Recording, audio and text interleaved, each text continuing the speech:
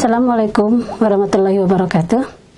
Para peserta mata kuliah pengolahan yang saya banggakan, selamat berjumpa dengan saya dalam mata kuliah pengolahan pendidikan dengan materi manajemen hubungan sekolah dan masyarakat. Tujuan yang hendak dicapai dalam materi manajemen sekolah dan masyarakat adalah agar Anda dapat pertama, memahami gambaran umum manajemen hubungan sekolah dan masyarakat. Yang kedua, memahami proses kerja manajemen hubungan sekolah dan masyarakat. Yang ketiga, memahami strategi manajemen hubungan sekolah dan masyarakat. Dan terakhir, memiliki keterampilan membangun komunikasi efektif dengan masyarakat. Ilustrasi tadi menunjukkan bahwa pentingnya hubungan sekolah dan masyarakat, khususnya orang tua dan para pemangku kepentingan.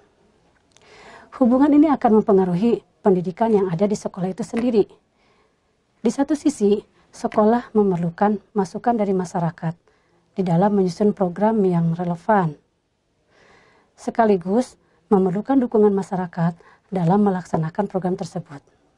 Di lain pihak, masyarakat memerlukan jasa sekolah untuk mendapatkan program-program pendidikan yang sesuai dengan yang diinginkan.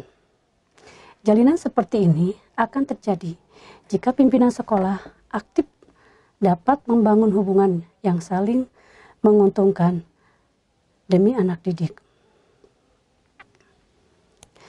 Dalam kesempatan ini, kita akan mempelajari tentang bagaimana memahami secara tepat dan benar di dalam memanage hubungan sekolah dan masyarakat.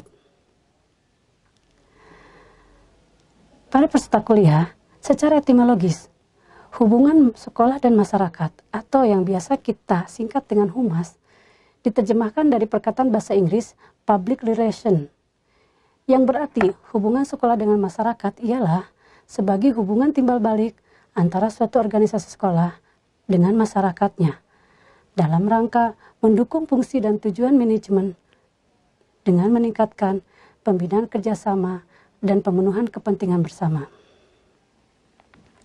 Dari penjelasan tadi, tergambarkan secara umum bahwa tujuan humas adalah untuk menjalin berbagai hubungan dalam bentuk komunikasi antar organisasi dengan keseluruhan publik, baik eksternal maupun internal, yang tujuannya untuk menumbuhkan saling pengertian, goodwill, dan kerjasama antara publik dengan jalan komunikasi timbal balik untuk mencapai tujuan bersama yang hendak dicapai.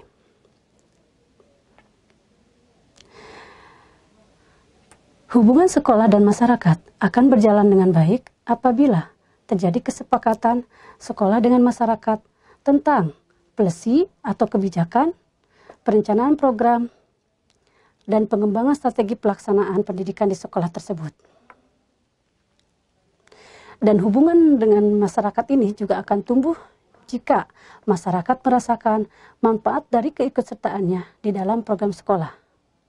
Maka dari itu, para peserta kuliah, terdapat beberapa prinsip-prinsip di dalam pelaksanaan humas yang harus menjadi pertimbangkan dan diperhatikan. Meliputi, pertama, integritas, kedua, kontinuitas, ketiga, menyeluruh, keempat, sederhana, kelima, konstruktif, dan terakhir, adaptif dengan keadaan di dalam lingkungan masyarakat. Selanjutnya, istilah manajemen humas merupakan proses yang terencana, berkesinambungan, guna memperoleh itikat baik dari semua pihak, baik itu pihak internal, yaitu kepala sekolah, guru, staf, maupun kepada pihak eksternal, yaitu orang tua dan masyarakat, sehingga kegiatan operasional sekolah atau pendidikan semakin efektif dan efisien demi membantu tercapainya tujuan pendidikan yang telah ditetapkan.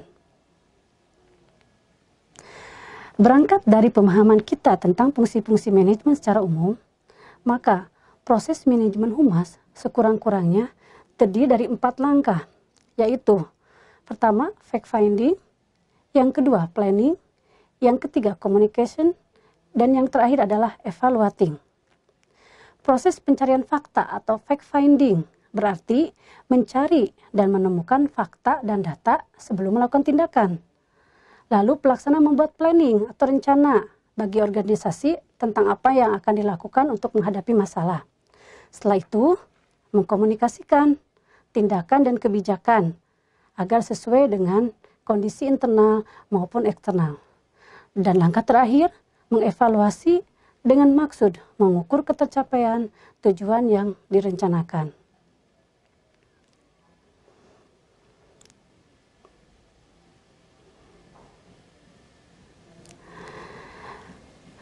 Dalam manajemen humas, ada beberapa komponen yang perlu kita ketahui. Antara lain, pertama, identifikasi pihak-pihak mitra kerjasama. Yang kedua, bentuk-bentuk kerjasama yang akan dikembangkan. Lalu yang terakhir yang penting adalah strategi atau teknik-teknik yang akan digunakan. Nah, pada kenyataannya, hubungan sekolah dengan masyarakat tidak selalu berjalan baik. Berbagai kendala sering kita temukan. Antara lain, misalnya komunikasi yang terhambat dan tidak profesional, tindak lanjut program yang tidak lancar, atau pengawasan yang tidak terstruktur. Nah, untuk mengatasi berbagai kendala tersebut, beberapa teknik di dalam humas yang bisa menjadi alternatif. Beberapa ahli ini biasanya menyebutnya dengan strategi bauran public relation, atau teknik-teknik atau strategi yang dimaksud itu adalah pertama, publikasi atau teknik tulisan, yaitu menyelenggarakan publikasi, menyebarluaskan informasi dengan berbagai media tentang kegiatan organisasi yang pantas untuk diketahui oleh publik, seperti pembuatan berita di buletin sekolah, surat kabar, atau pamflet, atau melalui internet. Bisa juga berupa laporan orang tua siswa tentang berita kegiatan atau catatan berita gembira. Atau laporan tahunan atau buku kecil pada permulaan tahun pelajaran. Dan lain-lain masih banyak dalam bentuk teknik tulisan. Yang kedua adalah teknik peragaan, yaitu penyusunan program acara atau event tertentu yang dipilih, jangka waktunya, tempat, dan objek tertentu yang secara khusus untuk mempengaruhi opini publik, seperti misalnya pameran di sekolah, open house, kunjungan ke sekolah atau school visitation. Biasanya event tersebut dilaksanakan bisa secara rutin, khusus dilaksanakan pada momen-momen tertentu, atau acara yang bersifat momental. Dan teknik yang terakhir yaitu hubungan sekolah dapat dilakukan secara lisan, di dalam bentuk misalnya kunjungan ke rumah, guru datang ke rumah siswa dalam bentuk home visitation, panggilan orang tua ke sekolah, pertemuan masyarakat, atau misalnya bisa dengan menggunakan pemberitaan di radio atau televisi, atau bahkan melalui siswa juga didorong untuk memberikan informasi kepada masyarakat atau orang tuanya tentang keadaan di sekolah. Nah, yang terakhir, lantas bagaimana kaitannya dengan membangun komunikasi yang efektif di dalam humas? Para peserta kuliah, secara etimologis, komunikasi berarti suatu proses penyampaian pernyataan yang berisi pesan atau informasi dari seseorang kepada orang lain. Nah, selanjutnya, pengertian komunikasi secara pragmatis, nanti bisa dilihat di dalam bentuk gambar, itu berarti pola yang meliputi sejumlah komponen yang berkorelasi satu sama lain secara fungsional untuk mencapai suatu tujuan tertentu. Nah, ini ilustrasi ya sederhana yang bisa Anda lihat. Di situ menggambarkan komunikasi merupakan pertukaran informasi dan makna tertentu dengan menggunakan tanda atau simbol. Komunikasi meliputi proses pengiriman pesan atau yang biasa kita kenal dengan encoding, dan proses penerimaan pesan atau decoding antara komunikator dengan komunikan, serta merupakan cara terbaik untuk memahami perilaku manusia di dalam perubahan perilaku antar individu, komunitas, dan organisasi. Para peserta, yang perlu diperhatikan di dalam proses komunikasi adalah bagaimana caranya agar pesan yang kita sampaikan menimbulkan dampak tertentu pada penerimanya.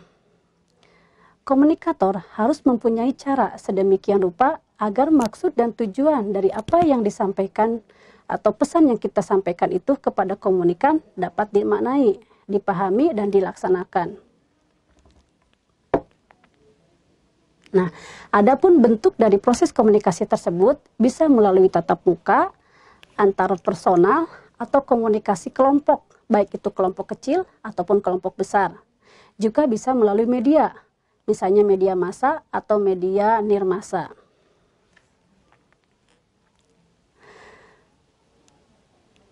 Para peserta kuliah, komunikasi yang ditujukan kepada halayak pendidikan tentunya harus berbeda isi maupun bobot informasinya dibandingkan hal itu ditujukan kepada halayak lainnya. Karena jenis hubungan sekolah dan masyarakat memiliki sifat hubungan yang berbeda. Sifat ini mencangkup sifat hubungan, ada sifat hubungan edukatif, ada sifat hubungan kultural, dan sifat hubungan institusional yang tentunya ini berbeda dibanding hubungan antar lembaga pada umumnya. Nah, dengan memperhatikan sifat hubungan sekolah dan masyarakat tersebut, komunikasi yang baik memiliki bobot yang komunikatif, artinya mengena dan menyentuh, dalam arti bersifat two-way traffic. Nah, fungsi humas seperti yang tadi sudah digambarkan di awal, itu dapat digambarkan sebagai pengontrol publik, mengarahkan apa yang dilakukan oleh orang lain di dalam memuaskan kebutuhan organisasi, atau merespon publik, mereaksi pengembangan masalah. Maka model yang tadi, yang two-way traffic ini, mampu memecahkan dan menghindari terjadinya suatu konflik dengan memperbaiki pemahaman publik secara strategis agar dapat diterima, dianggap lebih etis dalam penyampaian pesan-pesan atau informasi. Melalui teknik komunikasi membujuk, atau biasa dikenal dengan persuasive communication. Nah, ini dimaksudkan untuk membangun saling pengertian, dukungan, dan menguntungkan dari kedua belah pihak. Nah, di dalam hal ini, praktisi humas yang ada di sekolah bertindak sebagai komunikator atau mediator untuk membantu pihak manajemen, tentunya manajemen di sekolah, dalam hal untuk mendengar apa yang diinginkan oleh masyarakat dari sekolah bersangkutan, dan sekaligus harus mampu menjelaskan kembali keinginan dan kebijakan harapan sekolah kepada pihak masyarakat. Sehingga komunikasi timbal balik tersebut oleh public relation bersangkutan dapat tercipta pengertian yang tadi sudah dijelaskan, diharapkan adanya saling mempercayai, menghargai, dan toleransi yang baik dari kedua belah pihak. Demikianlah materi mengenai manajemen hubungan